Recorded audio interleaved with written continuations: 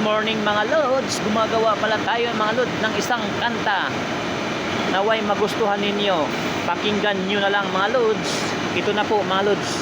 Lord, patawarin mo ako sa aking pagkakasala. Humihingi ako sa iyo ng awa.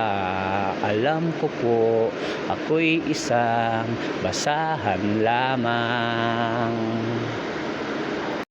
Ikaw ang aking Diyos at ikaw ang Diyos ng aking mga ninuno. Abraham, Isaac at Jacob, pinupuri kanila, sinasamba kanila. Lord, patawarin mo ako sa aking pagkakasala.